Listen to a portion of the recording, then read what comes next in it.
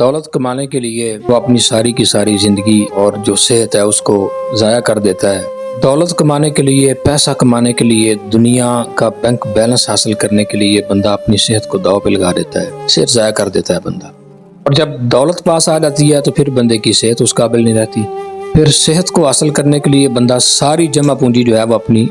صحت کے اوپر خرچ کر دیتا ہے، اور پھر اگلا لمحہ اس کا یہ ہوتا ہے کہ وہ چاہتا ہے کہ میرا مستقبل جو ہے وہ بہت اچھا بن جائے، مستقبل جو ہے وہ پانے کے لیے، اچھا بنانے کے لیے کوشش کرتا ہے، لیکن جب مستقبل میں جاتا ہے تو پھر اپنے ماضی کو یاد کر کے روتا ہے، دن تو وہی اچھے تھے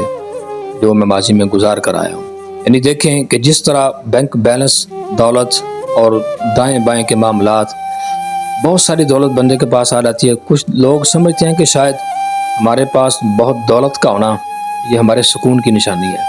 تو میرے بھائی ایسا نہیں ہوتا۔ یہ انہی سے پوچھیں کہ جن کے پاس دولت تو ہے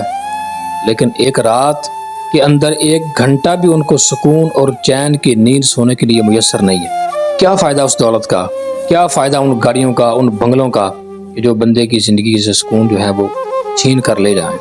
اور پھر جیتا ایسے ہے کہ جیسے اس نے مرنا ہی نہیں۔ یعنی ہوس جینے کی بھی اتنی لمبی چوڑی رکھتا ہے کہ جیسے دل کرتا ہی نہیں مرنے کو، اور پھر جب دنیا سے چلا جاتا ہے، کیونکہ یہ قرآن کا فیصلہ کل نفس ذائقۃ الموت، ہر جاندار چیز نے موت کا ذائقہ چکھنا ہے۔ پتہ ہونے کے باوجود بھی اتنی لمبی لمبی امیدیں، میں نے 1000 سال 2000 سال قیامت تک کے لیے میں بس دنیا میں جیتا رہوں، میرے پاس بینک بیلنس رہے، میرے پاس گاڑیاں رہیں، میرے پاس دولت رہے، اس میں اپنی صحت تک گوا دیتا ہے، سارے معاملات اس میں جناب بندہ داؤ پہ لگا دیتا ہے۔ پھر وہ ایسے ہوتا ہے کہ جیسے دنیا میں کبھی آیا ہی نہیں تھا۔ میرے بھائی یہ دنیا 4 دن کی زندگی ہے، یہ بھی ہمارے ہاں بڑا معاشرے میں ایک محاورہ چل رہا ہوتا ہے، 4 دن کی زندگی ہے، بس انجوائے کر کے موج ملا موج مستی کر کے دنیا سے ٹر جاؤ۔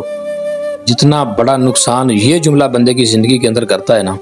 خدا کی قسم کوئی چیز بندے کی زندگی میں اتنا نقصان نہیں کرتا۔ خدا کے بندو، اللہ فرماتا ہے کہ میں نے انسان کو اپنی عبادت کے لیے پیدا کیا ہوا ہے، کوشش کریں اگر دولت ملے اس پہ شکر ادا کریں، اور دولت مل جانے کے بعد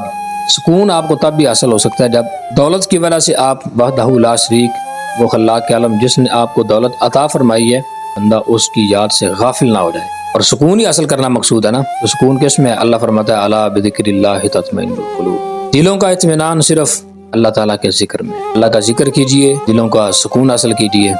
اللہ تعالیٰ عمل کی توفیق عطا فرمائے۔